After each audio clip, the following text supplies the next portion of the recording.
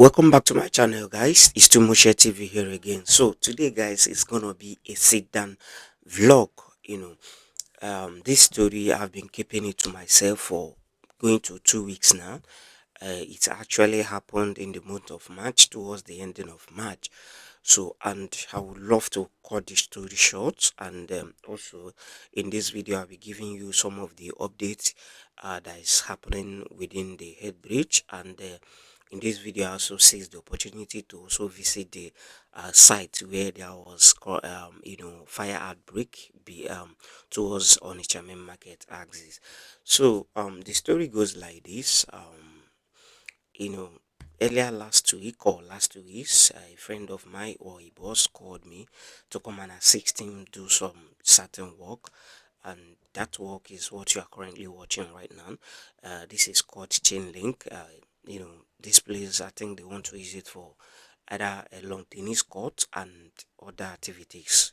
Not just long tennis courts. I think other activities will also go on here. So this chain link can actually be used for numerous things. You can actually use it to protect your farmland, protect your other things.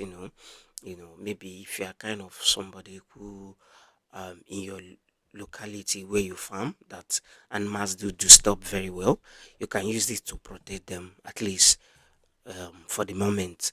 So without wasting much of your time, when we finally done with all this work, we spent like 2 days there. I headed home, come back the next day, then spend another extra 2 days.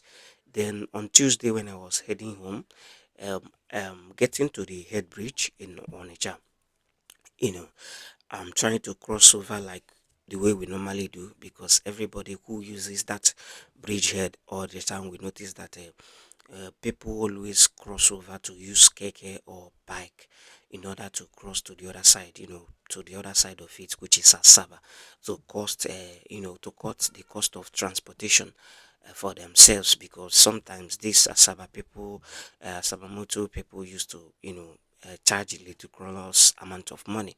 So everybody is looking for where it's cheaper. So, and that is how it has been for years now. So to my greatest surprise, I was about to cross over to, go and enter keke like I do before. Immediately I was called by somebody, and I turned my back. The person said I should come and meet their boss. I said, which your boss, for what? He said I should come. Then immediately I went there, and somebody beside one shuttle bus like that began to speak to me. Then he said that I violated their rules, that I used inside the bridge instead of the pedestrian way, blah blah blah. That I'm being detained, that they will take me to their office. I looked inside the vehicle. I saw that they've already, got a lot of people, and after sometimes they make a U-turn from that bridgehead, follow the under the bridge, which I will also be showing you under that bridge. If you are not here watching the video right now, followed under the bridge, then headed to Bogo axis, where they claim their office is. So immediately we arrived there, they brought a man out. The man started addressing us.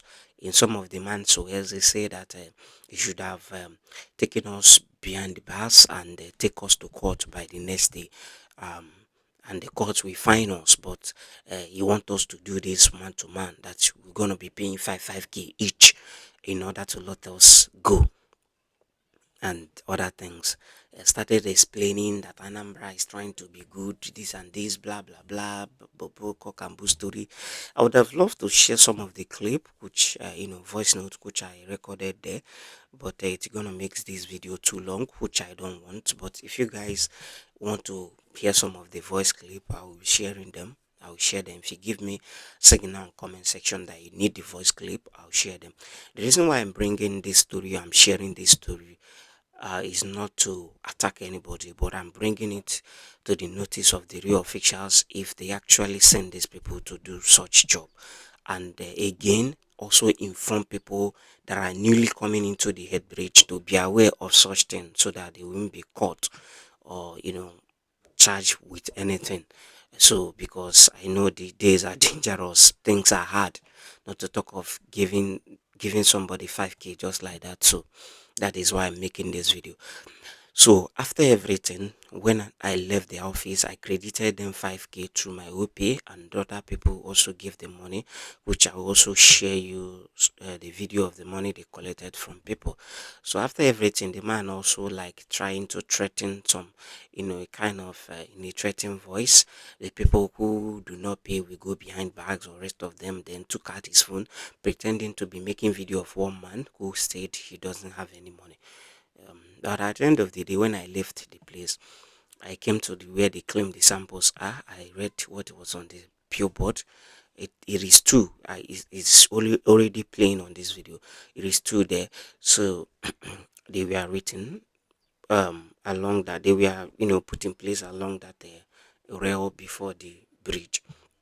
So I videoed those ones and I move ahead, cross over and enter Keke and go. So, but to my greatest surprise, last week Thursday, I returned back to this particular spot again. Lo and behold, those billboards were nowhere to be found. I couldn't find them anymore.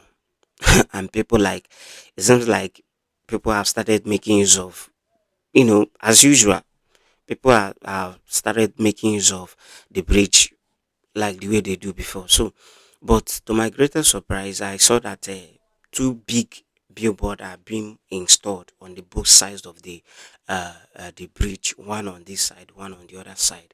So, and to my mind, I was thinking maybe it is they want to do it in a very big way. Maybe the samples will be a warning, for people to start using the pedestrian way.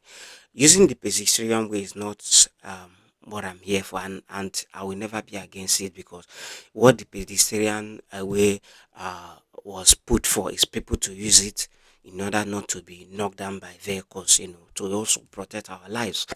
But something that I want to pinpoint here is that the pedestrian way they want people to use is being blocked by Okada riders. The other side is being blocked by Keke riders. Even at the entrance of the second pedestrian way, there is police checking point there. That one has been there for years that way. So to force people to use the pedestrian way now is not just a thing. It is a welcome development, but are they gonna use it? And at the end of the day, they will be dragging the pedestrian way with the Okada riders, the other side with Keke riders. Both sides are not safe. If you use this pedestrian way or inside the bridge, the same thing you experience here is what you even have more space using inside the bridge than the pedestrian way, because I'm telling you, that place is so narrow that two bike people will want to overtake each other. Two keke people will want to overtake each other. So where we the humans we follow then. So that is just it. And also, I want you guys to also put this into consideration. People would love to use the park actually and enter Asabamoto or whatever and go to their various destination, but they should try as much as they are possible best to cut the cost of transportation. It's too much. If not that recently they started charging 800 to Onitsha, then 1000 back to Asaba. The thing is somehow, because throughout last year towards December they were charging as high as 2k to get you across to Asaba. And Akanakararo, just like Igbo people will say, all fingers are not equal. It's not everybody that can afford such amount of money. You understand? So that's why people are looking for alternative in order to use it. So as they are forcing people to use the pedestrian way or whatever, they should also try to amend cost of transportation within that axis. At least it will help a lot. It will decongest the amount of people using that trekking on that bridge. Honestly, that is my own contribution to the whole thing. So what you are trying to do is actually the right thing, but at least as that law is being put in place, yeah, I would have loved you guys to use a month or even 2 months to make people use that pedestrian way, instead of putting the law within 24 hours it starts charging people. It's unfair. You start extorting money from people. It's unfair, because that bridge, that bridge has a lot.